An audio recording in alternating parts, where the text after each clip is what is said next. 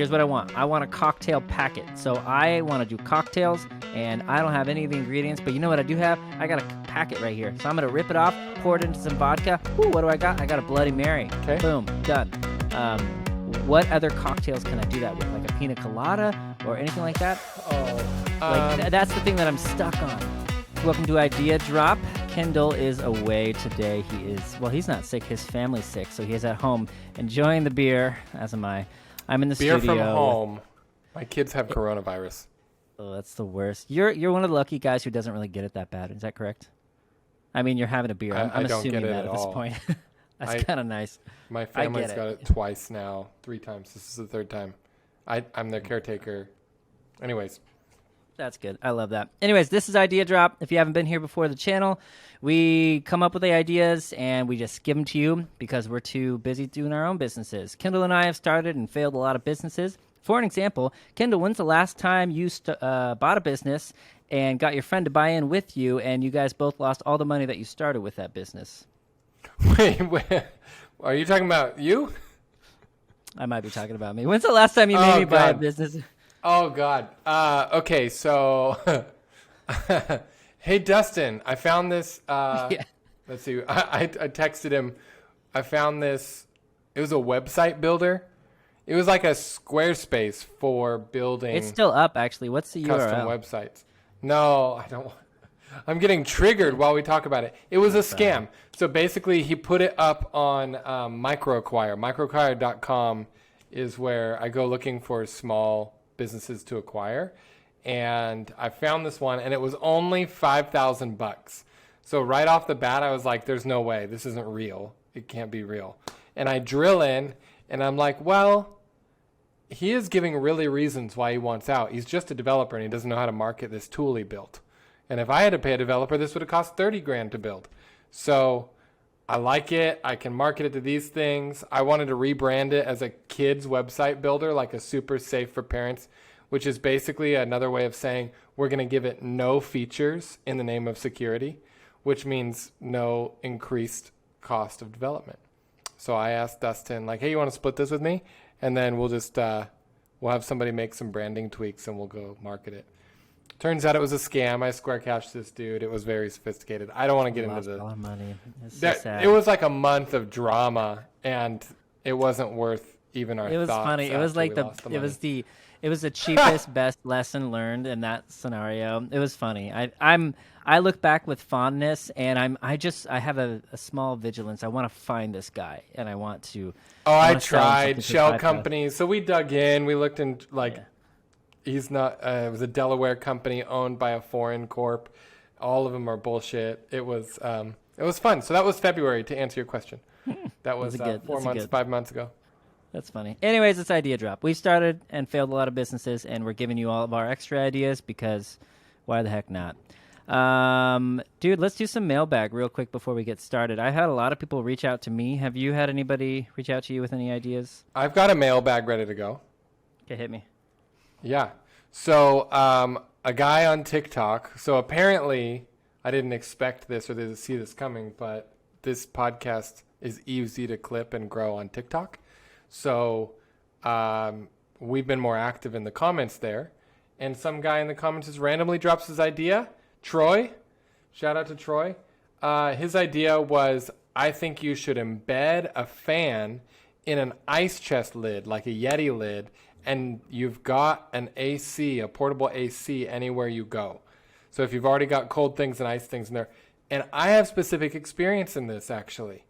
So 3 years ago, I saw it on YouTube that somebody made fans out of ice in a 5-gallon bucket with a lid, like a paint lid.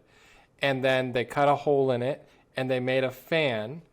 And we, at the time, had our AC being serviced. So I tried to do this for one of the kids' rooms. I literally went and did this ghetto AC unit, and it did not work at all. It would work right if you were right next to it, right? I imagine it would Yeah, work. like if you put your head over it, but I could not bring down the 6-inch temperature effect. of a room from a single 5-gallon bucket full of ice with a fan. Gosh. But if your head was over it, absolutely, you're gold. So I don't know where the hell you would use this Yeti lid idea.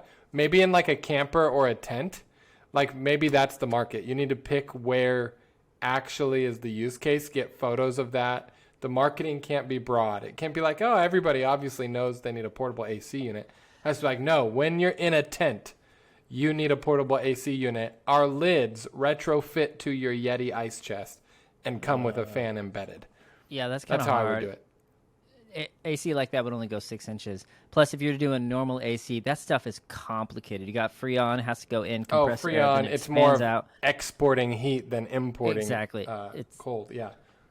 It could be doable though. I think if you were to put it in an actual cooler size thing, but it would only be like a few foot throw, like at max. Yeah, and you're but trying over to beat the great time, in a outdoors, tent, it's not gonna work. I do think yeah. in a tent or a camper, like you could cool it down with 2 of these or 1 big one.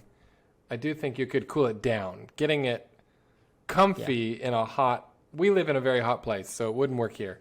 Okay, but I will say this to Troy, I think it would sell. Even if I it didn't agree. work, I don't think it would work, but I think it would sell. I think it would sell. I really think it would sell. We live in Kendall and I live in a hot area, and we go to the lake. It's great. And people buy lots of outdoor gear Oh here. my gosh, tons of them, tons of stuff.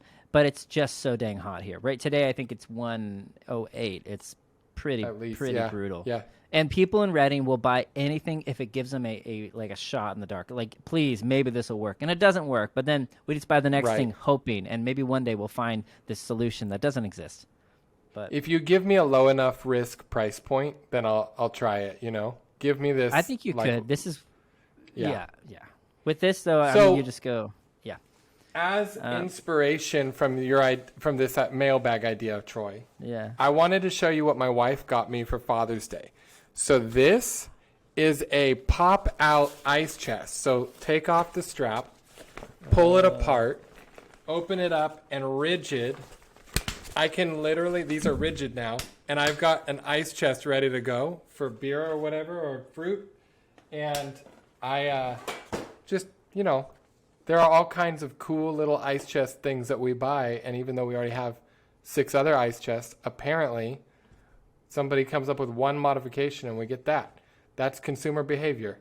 This is America, and I hate that about our culture, and I'm one of them. No, don't hate it about our culture. I think it's great. It's awesome. It helps us constantly innovate and move forward and anything like that. Okay, that's Keeps good us mailbag. stressed and working. It does. It does. Kendall, I had a really quick question for you before we get into the the ideas. It's about the handyman business, though. So we Okay. posted something about the handyman business. It got a lot of click-throughs. People were very interested. Yeah, in I think it doing had 90,000 views. which is great. One guy said, "Hey, I'm doing this." He's like, "I'm going Right. to change my business around and do this." I hate doing handyman stuff. I grew up doing it with my father, and I just want nothing to do with it now. And you grew up not doing it. You love doing that stuff. Opposite, right? Like yeah. yeah, I completely. love doing handyman stuff. I'm like learning, like, oh, how do you patch the drywall or remove the mold? Oh yeah, I want nothing to do with it. I want to pay my friend. I'll pay him too much. I'm okay with that. So how would you start this Yeah. business? That's the big question I have. Well, yeah, so to be clear, I can't get to all my handyman projects, even though I could do them myself. And that's the premise of the service, is like, it's time, it's not capability. So anybody who their hours are worth more than a handyman's hours, like it fits for that market, right?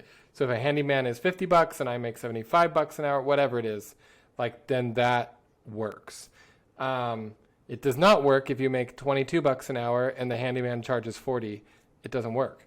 So it is for certain zip codes. It's not for everyone. And if I were a handyman and I wanted to convert this, I would literally Google like highest zip codes in my city. Highest income zip codes. And that's like a very easy research. You'll get them. And those neighborhoods already get specialty marketing. In our high-end zip code neighborhoods, there is Sunset Terrace, there's Shasta View, and there are 2 newsletters that go to their doors advertising high-end labor. And this magazine only shows up in those neighborhoods. It doesn't come by mail. Somebody physically drops it off on your doorstep for free, and it has localized articles that nobody else is getting in news, because the ads are much more revenue driving for those zip codes.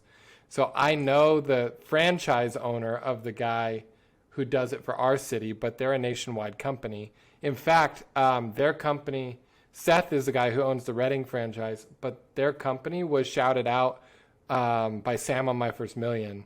Literally, this is everywhere. It's a really cool business. So if I was going to innovate in the handyman space, I would go advertise in a thing like that. And I would make this value proposition of like, look, for $750 a month, you get 10 hours of my time spread evenly across 4 weeks, and I tackle your honey-do list. So I would target like honey-do list language, and I would make sure you pick a very medium price point, but to an audience who can definitely afford it. And just the value prop is save them time. With tons of add-ons, like medium price point. Yeah, oh, of course. Absolutely. And then once you're there, the nice lady's like, yeah, I would. Can you change the trimming there? Totally. Love to do that. So I would say that the folly of this idea is the same folly we see in like house cleaners. So house cleaners oftentimes are hired by people who have, they're only hired by people who have enough money to afford it. Mm-hmm. And even in the higher and higher wealth tiers, they sometimes get disrespected and they don't get paid well. So you have to be very selective with which clients you take on if this is your business, because you might fill up 40 hours of work a week at your current hourly rate, and next year might come around, you want to increase the rate by $10 an hour. And if you have a certain type of clientele, they'll just complain. They won't think your time is worth more. So it really is a game of like always firing your bottom 20% clients. My sister-in-law does high-end haircuts. This is what she does. She always, every year, she fires 20% of her recurring business and then ups her price. And the way she fires them is by upping the price. So she only ups her price what will lose her 20% of her clientele, which leaves 20% to gain a new higher price tier. That's interesting how the math works out. So if 20% is just paying a little bit more. Wait, is she raising the price across the board to everybody? Yes. And then just 20% leave? And naturally. Yeah, so that's like great. That's super good. Like an example would be I'm doing a 20% price increase and it causes 20% of my book of business to leave, which means you make the same, but you got back one whole work day weekends. a week. Yeah, you're perfect. Yeah. So that's what she does every year. Yep. It's pretty smart, actually. I like that. Alrighty. That's all I had for mailbag and what I wanted to review. Is there anything else you wanted to touch on that there, good sir? Well, in the theme of outdoors, here, I want to go to a segment called A Few of My Favorite Things. So I just watched The Sound of Music for the first time in my life. Embarrassingly. I've never seen it before. No, are you kidding me? I grew up on that. Yeah, I'd never seen it before. And I wept. I laughed. I was angry. It was everything. Nazis. Wow, the drama. But I've known that song, A Few of My Favorite Things, when the dogs bite, when the bees sting, right? I've known that for a long time. I remember learning it in music class in 4th grade. So I want to do a segment called A Few of My Favorite Things since I'm stuck at home. And I collected, before we started recording, a few things that I thought it was a really interesting product and a really interesting way they make money. So the first one is the Bug Assault Rifle. I have one of these. These are great. You have one? These are fantastic. Okay. Yeah, I do. You remember what you paid for it? Because it's offensive. It was a gift. No, it was a gift. Okay. I have no idea. Great gift. I bought one for my dad for Father's Day. So this little chamber up here, you fill with table salt. Just hilarious. It is a shotgun for table salt. And who doesn't feel cool doing that action? And then when you shoot it, I feel like little flecks of salt falling on me. It literally just shotguns out table salt and it kills flies. So that is incredible, but the business behind it's incredible because at the end of the day, this is one of the few product companies I've seen successfully defend their patents, or actually keep other competitors off Amazon. The reason why I know that is I tried to buy a cheaper knockoff of it on Amazon or Alibaba. I looked everywhere I knew to look. I could not find one, and they forced me to buy this freaking thing for $79. Oh, I didn't know it was that much. It looks like it should be $30, but it was totally $79. But I knew I needed one, and I kill flies with it all the time. So hats off to them for defending their patents. I hate patents a little bit because I think that ideas are cheap and should be free. But anyways, the way they're making margin, I think that thing costs like $15 to make at the most.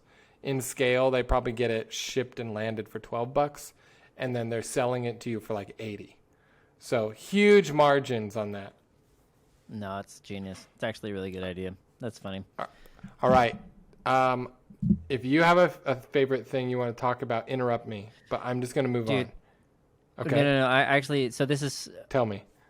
I often find my favorite things just by like, oh, this is an idea I want to do, and then I go online and I'm like, ugh, somebody's doing it. Yeah. That sucks. Okay, I had this idea and I was like, dear God, I'm a genius. Here's the idea: medium golf. When I say medium golf, what does that make you think of? Medium golf, like golf, but not as hard, but equally addicting.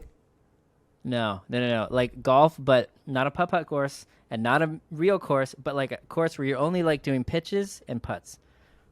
Like pitches and I would putts. call it pitches and putts. I don't know what you would call it. Yeah, it's totally fine. But it's already out there and I'm so mad. But when I saw it, I was like, dear God, this is genius, because it's way less work to maintain, that amount of space. I don't know how much space that would be. Way less space, probably like 1/8 of the space. Yeah, 1/8, maybe even less. And you could have a driving range, if you want a really short driving range there with it. With a net. I thought that was a great idea.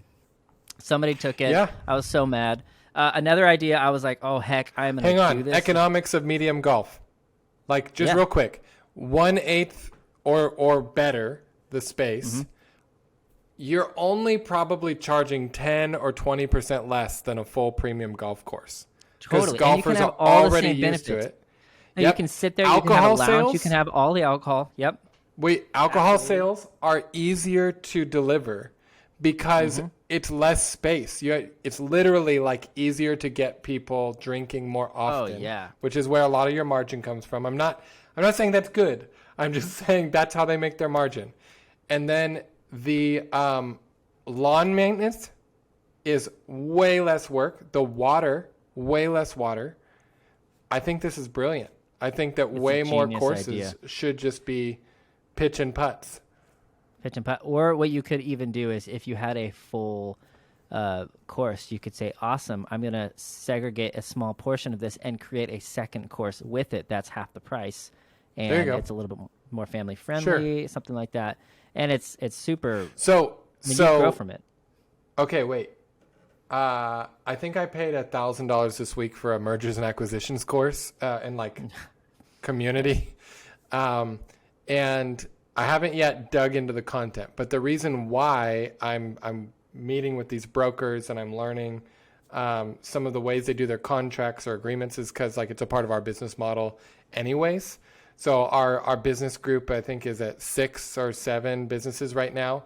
And where we want to get to is like there's about 15 businesses synergistically that work together that I think will kind of complete what we have. So I'm in this M&A group and I'm constantly thinking through existing businesses that we would just modernize or change with technology, but you would negotiate the price based on their current economics, not what you're going to do to it, but their current situation. Golf courses are absolutely going bankrupt all the time. They're absolutely a headache to maintain. And I literally... Oh, there you are. That's okay. That's okay. The recording will catch it. But like golf courses are literally... They're going bankrupt all the time.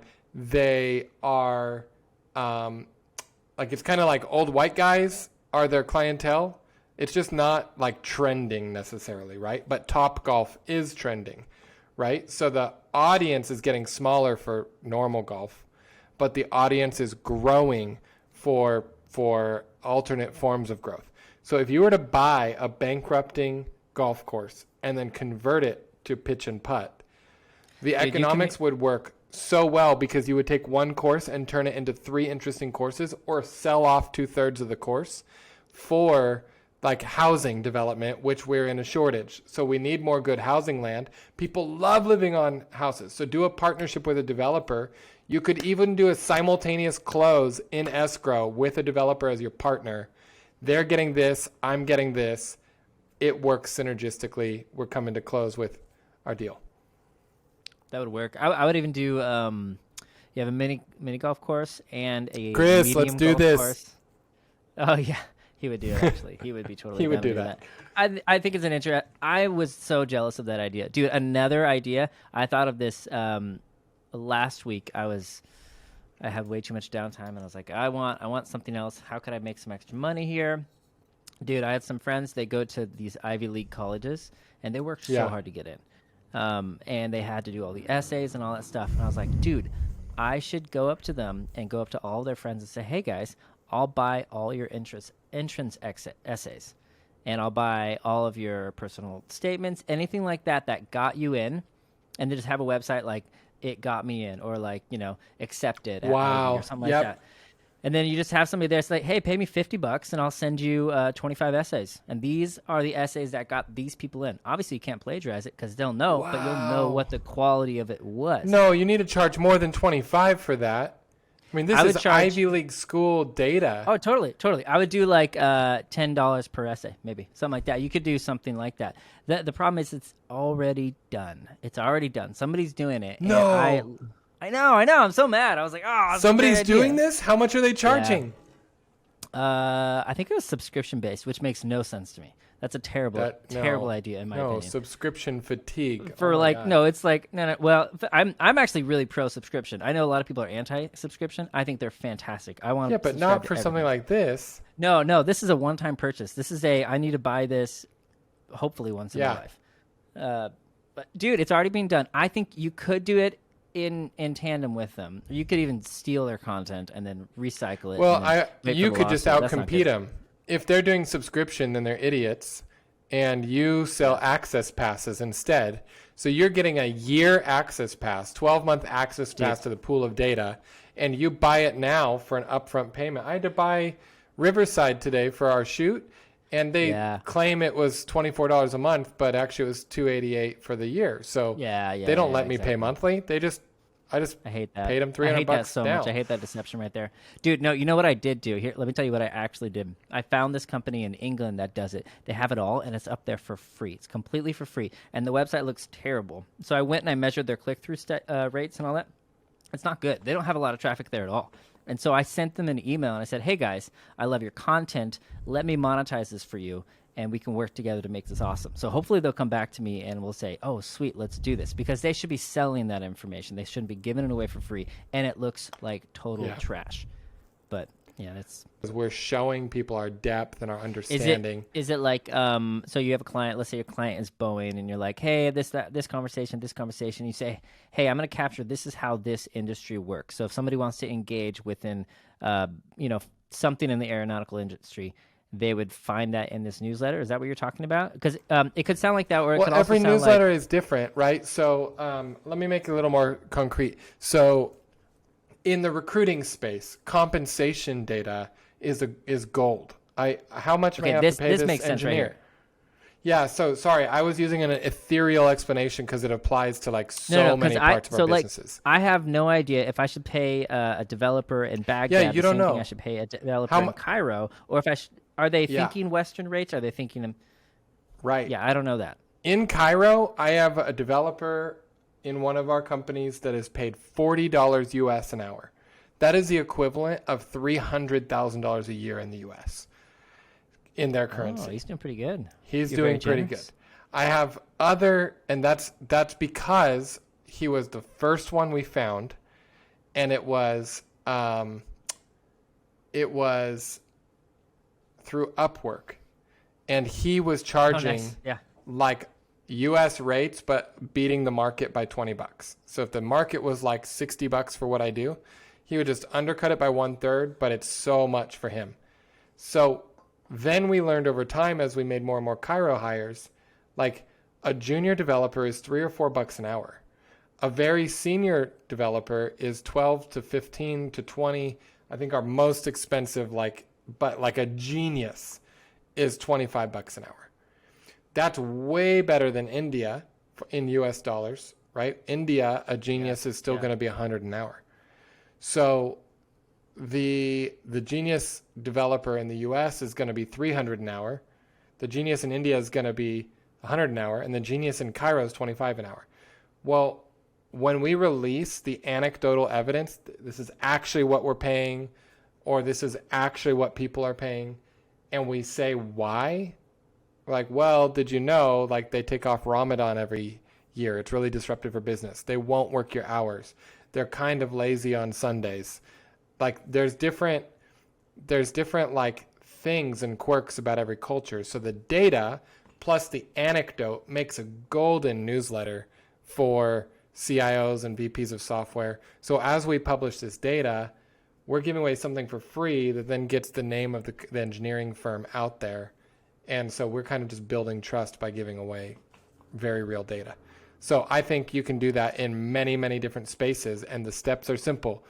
Record the information you're learning, summarize the information is step 2, and then like publish, like write something with a little bit of good tone. Yeah, I love the newsletter thing. I think you should just make it way simpler to this.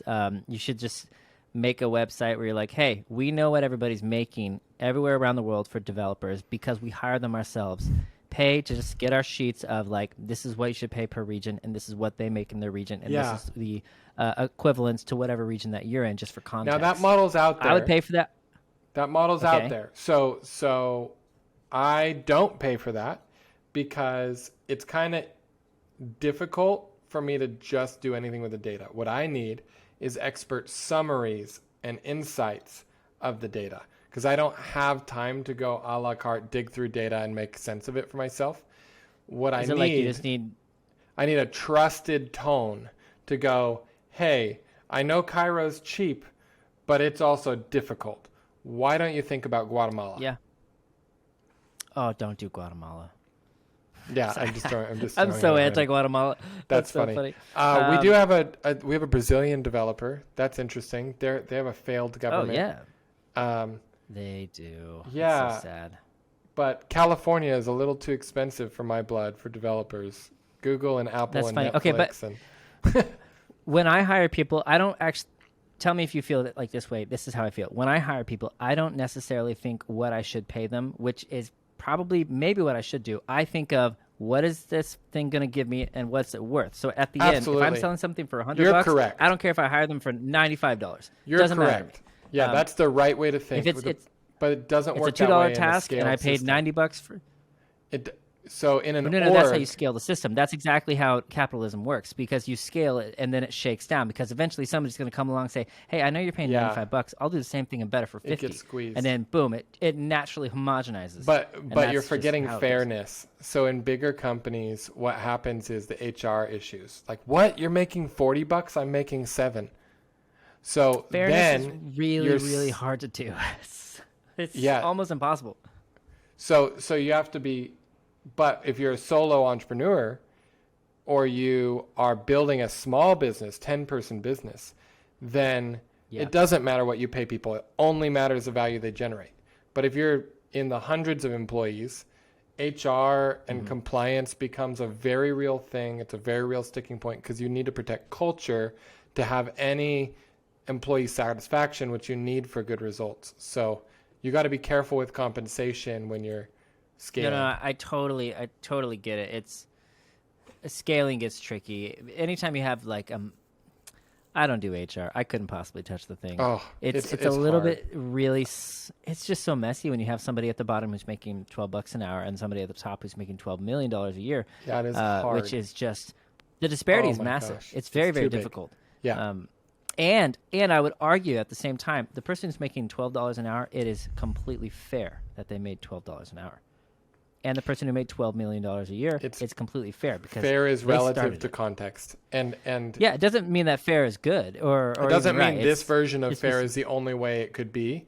But right now it is a system we have, and you will lose if you don't accept the system.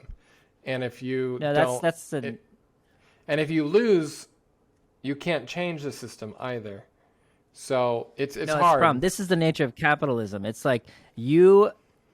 Okay, this is so sad to say, but the nature of capitalism is that what you put out, people pay you for less than the value of what you put out because that's how they make money. Because they Correct. make money off of the value that you produce. Correct. And so it can be really, really offensive when you're saying, "Hold on, you sold Yep. my $30 product for $75. That's unfair to me." But that's just the system we work in, and that's why business is all about arbitrage. And this is why I think you shouldn't work at Starbucks because know the rules. You're playing a shitty game. Don't play that game. Anyways, What's a the soapbox of saying? Stupid games. yeah, stupid games have stupid prizes.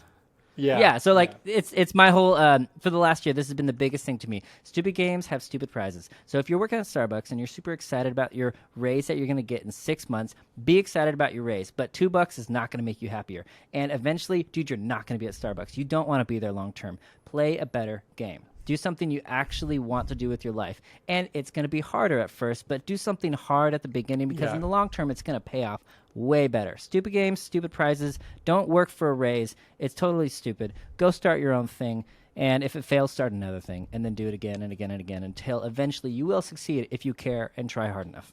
That's my theory, at least. I lost that. Oh, you're out. I lost the tail end of your thought, but it was just no, me. It was good. I don't know, rambling on. No, it was good. What it reminded me of is, so I call it moats and muscle. Capitalism works until an org or a power that be gets big enough to muscle out all the competition, which is very real. Or they build a moat around everything that they do that makes new people getting involved extremely difficult. An example of a moat is how insurance companies, like medical insurance, are very regulated by U.S. policy. So therefore, the hospitals, let's go drug companies because that's a little simpler. The drug companies can charge whatever the heck they want to as long as they can muscle the insurance company into paying it. Then they have a moat of regulation that nobody else can disrupt the way that it needs to be paid for by insurance. So they get to make a pill for $1, and then they can sell it for $6,000. That's very real. I know.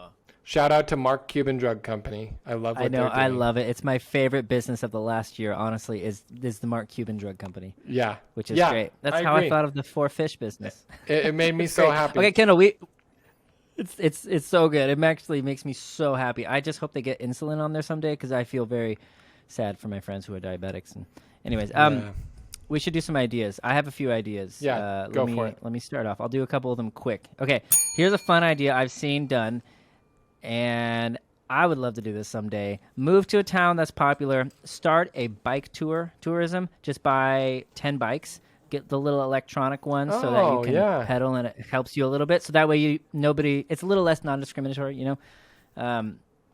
You can go there even if you don't bike well. And then just bike around the city or the outskirts of the city because people. You just put $20,000 into bikes. So how much are you going to charge? $100. I take out 3 groups of 10 a day. Ooh, $3,000. They all pay $100, and you take it. So you're making. I like that. Anytime you can use totally group works. economics. I did it once.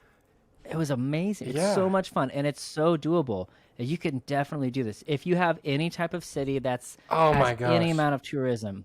It'd be fun. It'd be really fun. You could just do it on weekends. I want to do a segment later, not this episode, but when we're in studio. The segment is reinvent their business. And I love this. I thought about this, actually. We'll do this. We'll just go through a list of companies that are just like, it was close, but no cigar. But if you reinvent this, you can make it work this way. There's a company in town that rents really nice bikes. And the bike rentals are maybe $40 each. But they have to have real estate and bike inventory and employees ready to sell you a bike. And how many people are going to drive over to their little real estate shop? Yeah. But what you're talking about, you have a warehouse and it's just you and you have bikes and then you have a scheduling app and you schedule it and then you go make $2,000 today. Yeah. And it's fun. It's actually fun. people are paying, and then they come back and they're excited and they're happy Yeah. because they saw something they would not have been able to do, right? If you fly I to, love it. I don't know, London or any other spot, you're not going to buy a bike. Obviously, you're not going to buy a bike. And even renting a bike is tough. But if you rent a bike and they tell you where to go, how to go, and they send a tour guide with you, oh my gosh, it's amazing. It's fantastic. Okay. Love it. That's one idea. Second idea, and then I'll let you pitch a couple. If I had to make money this weekend and I was a photographer, this is a really easy one. Just go find a public space, set up like this little bit of a mock shoot area, and just say, hey, I'm taking your photos and I'm going to send it to you right now. $20 a photo. Do you want a family photo? And they're like, hell yeah, I want a family photo. Awesome. So you Let's do actually it. And just set have up some a of your nice photos. photo booth. You're set up. You're ready to go. Yeah. Yeah. So it just looks dope. And you're just families out with kids. It'd be cool. I've seen somebody do this near a coffee shop. It worked. Yep. The guy, I was like, how much did you make today? I mean, I think I made like 2,500. Yeah, it's all about how nice your setup looks, and like you have to have the personality for it, but that's true with a lot of like entrepreneurial work. So same theme, but winter time. If I just want to make money this weekend, if you live near like a ski or sledding place, get some warm gloves on. Go buy some tire chains of various sizes because they have flexible size tire chains. Go up to the point where people get stopped by the highway patrol and literally just camp out there with a sign that says like chains done for you. You provide the chains, it's $30. I provide the chains, it's $90 or whatever it is. And like, that's it. And you just hustle. You have a little like carafe, like an insulated igloo of hot cocoa ready to go. You're like, hey, here. And then I take Square Cash, I take Apple Pay or PayPal, and then you get them on. So dad doesn't have to get out of his car to do it. If they already have a whole family in the car, I'm thinking kids, high schoolers, snowboard equipment, they're driving an SUV, like they put a lot of money into their gear and their ski trip. Like he's not going to flinch at the extra $40 to put on your chains or whatever it is. So I think that's a way to hustle. You can just crank out $40, next car. So you look backwards on a day and like, wow, I cleared good money today. So, yep. That's smart. It's like the window washing business, just without the harassment. Yeah, right. And it would work. It would totally work. The clients come to you, right? They're funneled by highway patrol absolutely. into those checkpoints. And you're just like, hey, do you want me to do it? It's simple. That's great. I think that's great. Okay, that's good. You got any other ones? Of course I do. Okay. So literally, I need this right now. I need my laundry picked up, and I will pay you per load folded and returned to me. It fits right in with Uber, right? Like if you think about Instacart, Uber, like these types of services that you're just now used to like pay per, like I just have a need right now. But then on the other side of this double-sided economy, there's somebody out there that doesn't want a regular job. They don't want to be your nanny. They don't want to be your house cleaner, but they do have a car and they want to hustle some money this weekend, or they want to subsidize their hourly job or whatever it is. Literally, they just log into their app. There's 6 jobs available near you on the map. You just claim one. You show up. You get the laundry basket. You take it home. You run it through your laundry machines. You bring it back to them, and the app pays you, and then they can tip if they want. Right now, I've got 5 kids. 1 is an infant. And my wife and I do not have time to keep up with our laundry. And I have at least 12 loads to do. At least 12 full laundry loads. 12. It is really backed up. I just need a little pressure release. Is that even possible? It's really, that's the part that takes so much time. Oh my God. It's so much time. I would never want to do that. How do you justify that time? I'm not going to sit on the couch in full clothes. It is crazy. So this is why people get nannies or they get house care, but this like falls outside of those responsibilities. So even if we had a nanny, which we're trying not to have, like it doesn't quite fit. I just need to go onto my app and say, I have 3 loads. and it could be $20 or Look, $30 each. You know, I don't know what the price would settle at, but in a free market economy, it would kind of like balance out, and then tipping is how you reward people who do above and beyond. I think it would work. I know that dry cleaning businesses, they have some where you can just drive on through. Yeah. Even that amount of work, I'm like, but I want to bring this to like the Uber app economy, you know? Yeah, no, it's DoorDash, but it's for your DoorDash, laundry. but for your laundry. I think it's great. I think it would work. I hate doing laundry, and I can't figure out why I hate doing laundry, but it's just my least favorite task. DoorDash, but for your laundry. It would work. It would totally work. And you could add it to one of those apps where they can just choose everything. So they'll bring you your burger. They'll take away your laundry. They'll come back and bring you the dessert. You're done. No. The person who touched my burger, I want them to be a different person than was touching my underwear. Different person. Yeah, okay. Yeah. That's funny. All right. I got an idea for you. This is an interesting one. This is a problem that I have. So I work with production, and sometimes we have to do all these incredible drone shots of all these far-off cities because something happened, right? So we're working currently with a U.S. senator, and he's fantastic, but we cover news that happens in New York and all that stuff. Wow. What I want to be able to do is I want to be able to rent a drone from any other city from New York on Earth, and I want it to be remote. Yeah. So I just want to call it remote drone, remote. Because it's not hard and it's not rocket science, and we're not doing anything Dustin, technical. that is a really freaking crazy. good idea. Yeah, I want to do it, man. So yeah, you're like, sweet, I'm on my laptop, I want this shot, and then you just do it. Because I don't know if you've ever controlled a drone. It's really not that hard. Don't tell anybody. Drone pilots get paid too much money for what they Everybody complains when you say that their job is easy, but sorry, drone pilots, your job is easy. Man. It's so easy. I learned it in 25 minutes. It was fun. Yeah. It's super fun though. Yeah, I want that. I want a remote drone business, and I want anybody to be able to rent out their drones. I don't know how you rent do it. out your drones. Well, it's back to the Uber economy. So the idea is basic like Uber, but for drone rentals. Like, just log into the app, and I can control. You can log into the app. Maybe you would have it be. Maybe you'd have it be like, put your name into this list, upload a few shots that you've done, and then if you're somewhere else, it's like, man, I need somebody in Cairo, and then you're like, oh, he's in Cairo, sweet, I'll pay you $100 to give me this shot. Boom, done. That's amazing. I've literally driven a full day just to take a 20-minute shot and then drive home.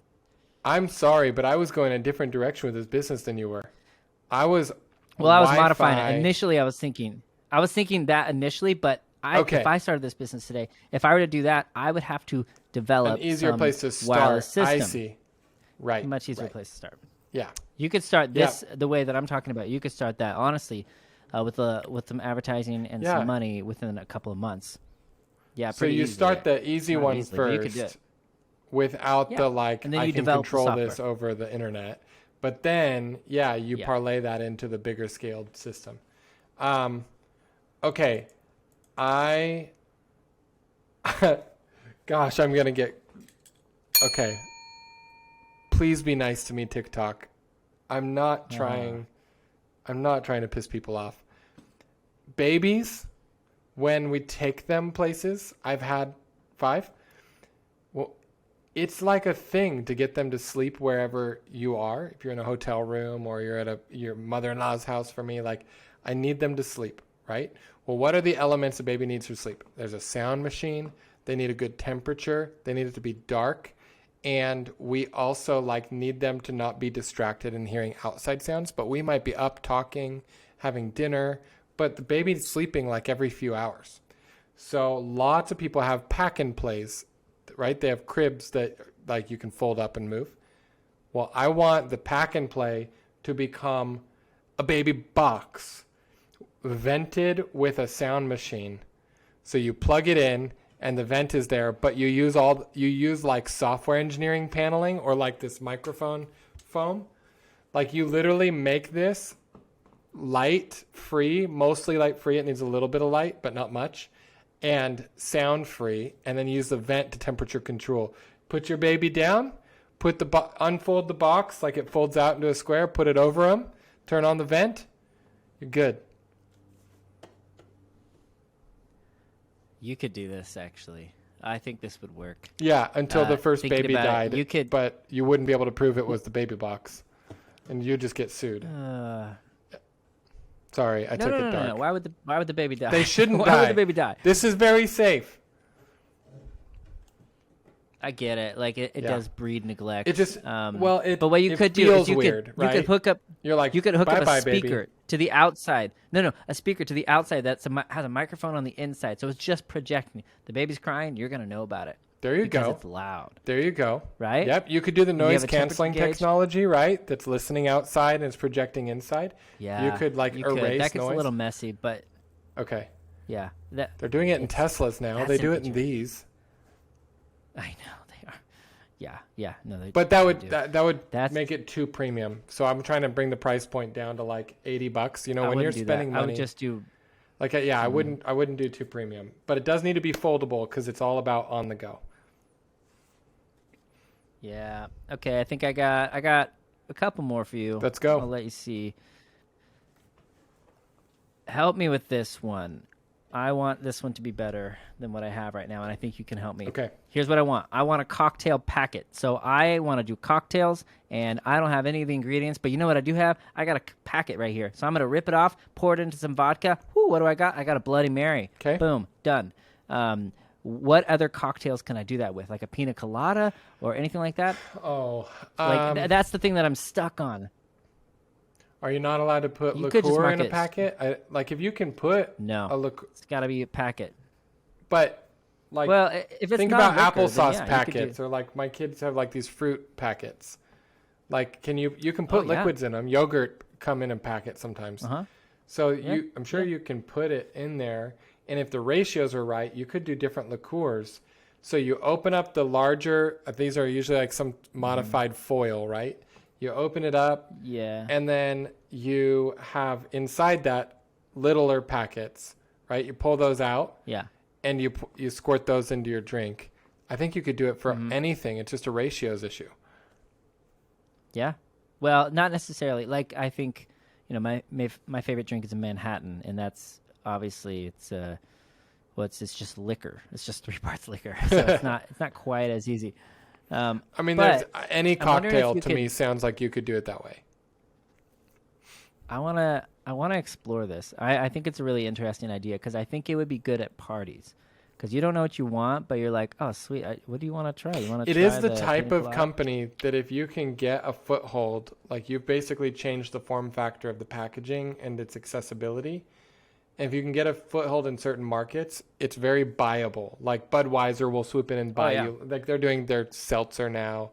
Or like Yeah. these bigger liquor companies, or these ones that sell to parties specifically. There's margarita in a box or wine in a box. Like those bigger companies, which I'm sure several are owned by Procter & Gamble, they're totally buy up the like good ideas after they've proven. So you could run it at break even and just grow it, and then you can get acquired. I think it's interesting. I think it'd be a pretty low cost of entry as well. Yes. Dude, we should go soon. Let's do one more idea from both of us, or you want to call it? How do you want to do this? No. What do Okay. you think? Here's my last idea for today. Okay. I wear a lot of white t-shirts, just plain white t-shirts. I don't like logos. Yeah. The last t-shirts I was happy with were from Costco. But the problem is I don't want to go to Costco, and they only have one cut. So I have a different body than you have. Everybody has a different body shape. I want the shape that complements me or that I like. I just want the way that I like it. But I only want it white, which is at the end of the day a very cheap shirt for a manufacturer to make. It's just, is there enough demand for the cut of this one body type? Well, Costco is constrained to basically 1 or 2 SKUs it can sell you to do enough high bulk at a low enough price point. But my goals are bring down the price point of the white t-shirts and then not make you go into the store. I don't want it to be a subscription, but I do want a sizing box to come to me, just like they do with, like, I think I bought shoes like this one time, or threads, or Jack Threads, or there's these companies that are doing this, right, where you can get like a subscription box of clothes, you try them on, and you only pay for what you keep. but I want a sizing box of white shirts and then to choose the ones I want and then to get a high quantity at a low price or a very medium price for my quality perfect fit t-shirts. And then couldn't they just send you a tape and you measure boom, boom, boom, you know, you get your that's actual custom. measurements? That's different because then you're dealing in too many SKUs. I want them to send me 5. You know, if I'm medium, let's say, or large. Send me 5. I'll try on all 5 different cuts for a medium person, and then I pick my favorite 2 or 1. No, I'm lying. Like, I think you do this, and then they think that you're making it to the person, but you actually have 5 or 10 cuts, and you say it that feels like perfectly more matches steps. this cut. I like mine better. I like just trying them on and deciding if I like them. They send you 5. I don't know. I got sent. So what I got one time in the past, I got sent like a bunch of different shirts. I got sent glasses, and I just never sent it back because I was lazy. I didn't want to do it. Yeah. Boom! I got $400 hit my account. It's like, oh shit! I got. Yeah, but this isn't that model. You already prepaid for the box. It's just a service. So let's say you pay me $30 for this try it box. Then I pick my favorite one, and then I want to pay a yearly fee, kind of like Costco style, right? Like I love that part of the model because that's why you can bring down the price of this. But I specifically want it for white t-shirts, like so that we're not messing around with other SKUs. So just bring down the price point. Yeah. Give me a $50 or $100 a year subscription so that I'm just in the program. I have access to get my value purchases basically, and then give me exactly what I decided fits me. And it's very efficient for both sides. Therefore, the price can be very efficient. I can get 18 t-shirts like I want that are all the same and not worry about if I spilled something on them today or got them dirty in the backyard. Which is great with white t-shirt. That's perfect. That's Kendall, why. here's the problem. I actually love this. I love this for you. I think this is perfect for you. I don't think this is perfect for everyone. No, of course not. But no business. I think the market's not. You don't think it's big enough? It's big enough, but it's so saturated. That's the big issue I see. Like I think it's saturated all the time. But it's saturated at the high end. I'm chasing the value buyer. Yeah. And it's still a profitable manner. So anyways, how do you make it? Could fail. I agree with you. It could fail. But I tried to solve for those problems in the model itself, the yearly fee. You could test it actually. Honestly, what you could do is you just do what we do. Run ads. Run the program. Just run an ad. See if you get clicks and say, sorry, we're out of inventory. And then you change your branding if you piss off a bunch of people. And try it again once you've learned how the market responds. Dude, this is how everybody works. And I have no shame in doing it myself, honestly. I think it's great. It's so great. You want to end there? Sure, let's do it. So if you want to hear more ideas, follow us on YouTube or podcasts, Apple Podcasts, Spotify. Also, if you're in Gen Z, I guess, go check us out on TikTok. That seems to work. The algorithm tickles us in the right places. Instagram, we're at Idea Drop Podcast. Find us for more. Perfect. Peace. Ciao.